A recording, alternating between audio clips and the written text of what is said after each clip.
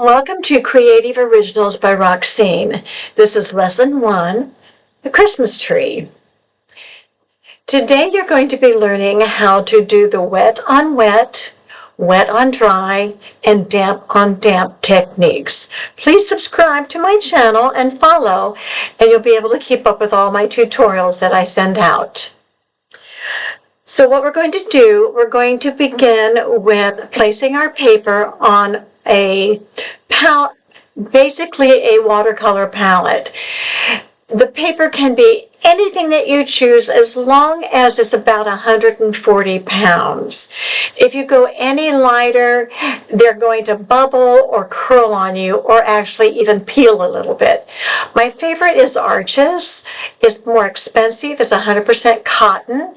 If you don't want to start out with that, that is just fine. The problem is with your beginning style, it's going to take some time learning what you want to do, and you really don't want to waste paper, especially expensive paper.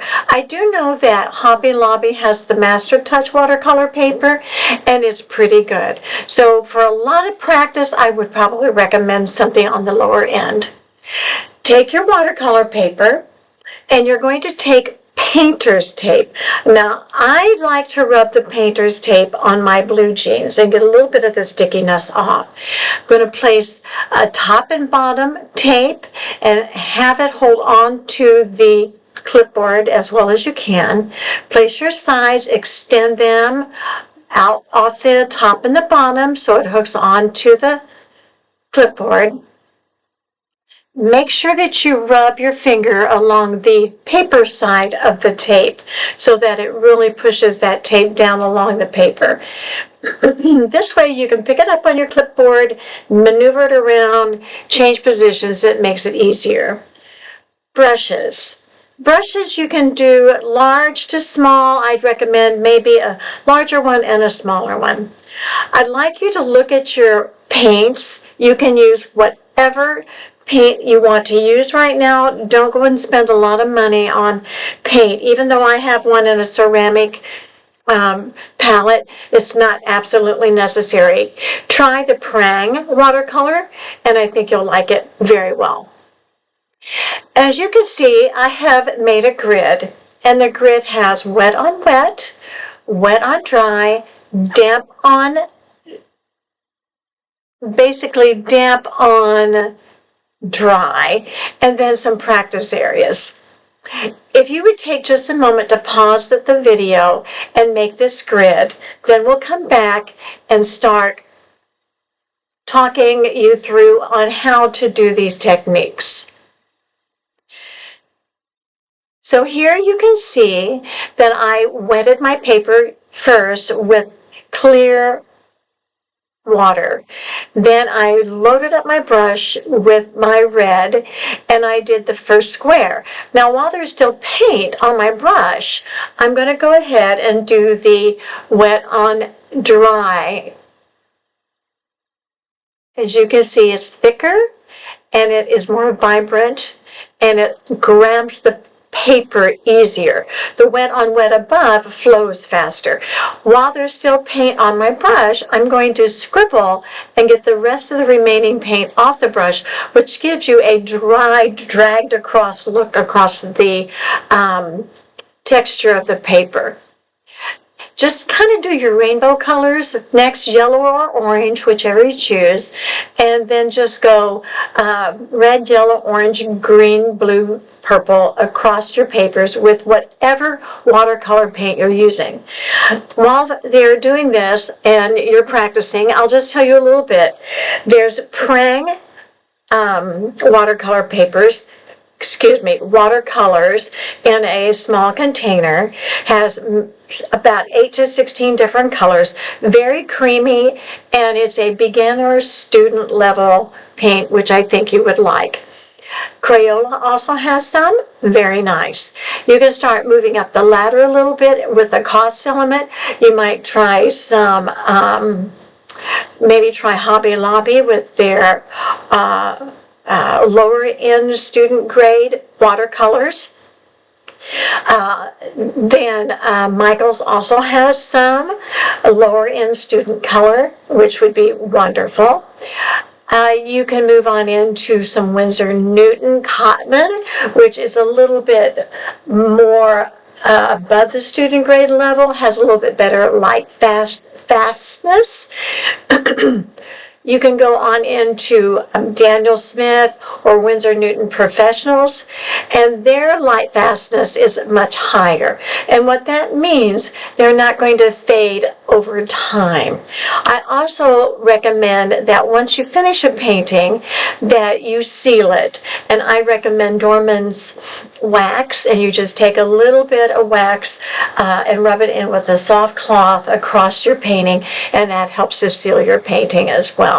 So these are just getting into some things of as you become more educated about watercolors, things that you can do to make your paintings look more professional and make sure that they don't fade out over time. So as you can see now, we've done 5 shades now, getting ready to do the purple. Clear water to wet down the spot, and load up the brush and do your purple wet on wet, wet on dry, and then your damp on dry. And you can see how it shows your texture a little bit more. Okay, once you get all of the rows done for those 3 styles, you have some extra squares there on your grid that you made just to practice. Practice every day. You know, take 10-15 minutes just to practice a little bit of watercolor, and you'll get better each day. We're going to move on now, and we're going to tape off our watercolor paper in the shape of a triangle for a Christmas tree. So you'll have a new piece of watercolor paper, and I would like you to tape it according to what you see here on the video. Be sure you rub your fingers on the inner side of the tape to hold it down onto the watercolor paper. What we're going to be doing is a wet on wet style. So we're going to need clean water now, and you're going to be using a combination of some greens. This is a tank where I have separated wall and gives me a clean area of water and then a dirty area of water. I'm going to use about 3 different brushes, a large, medium, and a small, and those can be whatever you like. The synthetic brands are very good. Again, we're going to use the painter's tape. Make sure before you tape that you have taken some of the stickiness off by just rubbing it, tapping it onto your blue jeans. Now, what I'm taking is my larger round brush, and I'm going to wet the paper in the triangle only. What this does is going to allow the water to moisten the paper well. And then when I'm ready to start dropping my paint in, it's going to bloom and grow. As you can see, all I did was just tap some green paint in around various places on the tree, and I'm trying to imagine where I think it might be a little darker, so I'm using a little bit darker green. If you'll watch closely, you can see the paint grow. That pigment is spreading out into the water. Isn't that nice? And don't worry about what it does, because that's the fun thing about watercolor. It can surprise you, and it will do some beautiful things with hardly any effort on your part. Now I'm just going to take a little bit of a second color, go in around some of these darker areas of pigment with just tapping. Now I refer to it as tapping, not painting. I don't want you to actually stroke across here yet. So, you know, my technique is a style of my own. You will develop your own style. I really don't consider there's a right or a wrong way to do something. I think there's ways to help you learn some of these techniques easier. What I'm doing now, I'm gently walking across my wet paint and just getting it to blend a little bit more and filling in most of the white. Now, you don't have to do that. You can leave it ragged if you'd like to. It doesn't have to be an exact triangle. So this is your painting. Now, once I've done that, I'm going to go with a little bit darker. I just felt like it needed a little more dark paint. So there's about 4 different colors of green on here. To make different colors of green, you can use your green with some yellow, your green with some blue, your green with some brown, your green with a little bit of red, and, oh, excuse me, not a little bit of red, that's for our trunk later. So as you can see, this just kind of goes in and around and is going to blossom and bloom because it's wet on wet. Isn't that pretty? It's going to make a beautiful tree. So we want some more texture to kind of appear, so we're going to use a little bit of table salt. So you just take pinches of table salt, not too thick, and you're going to sprinkle it across your tree. Now, once you get it sprinkled, you need to leave the tree alone, pause the video, go eat some supper or some lunch, whatever you'd like to do. Come back when it's dry, and then you're going to brush all the salt off, and you're going to have some beautiful, beautiful texturized blooms. Remember, do not try to dry it ahead of time. Don't use a hair dryer. Don't use a heat gun. Come back after you've eaten, and it will be ready for you.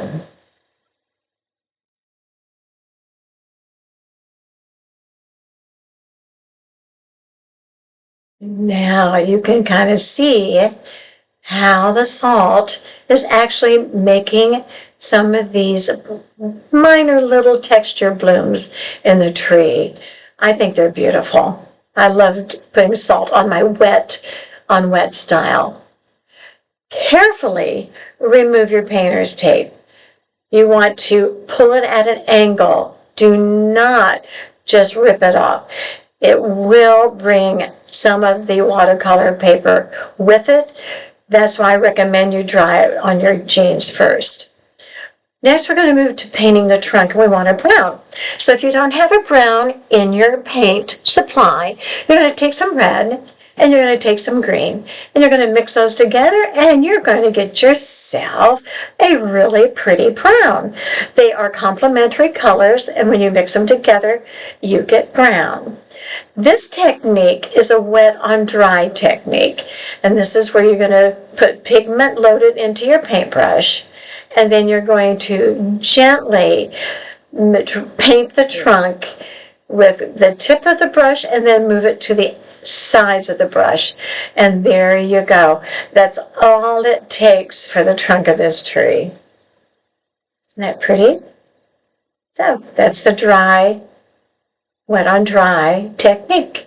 So we'll let that all dry, and we'll move on to decorating with our ornaments.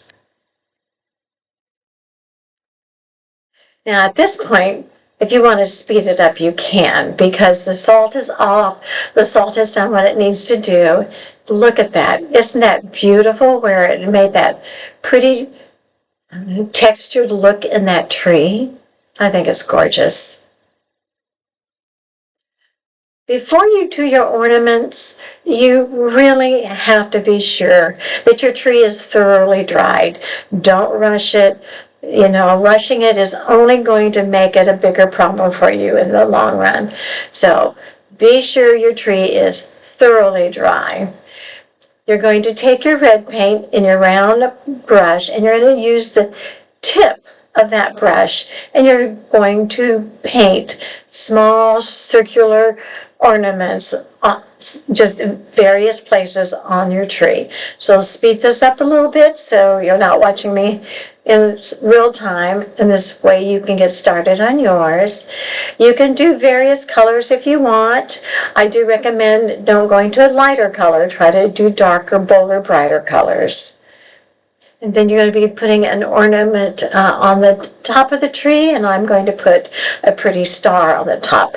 Again, you want all of your ornaments dry, so be sure that you can use a hair dryer or a heat gun. Don't forget the star at the top. This technique is called splattering.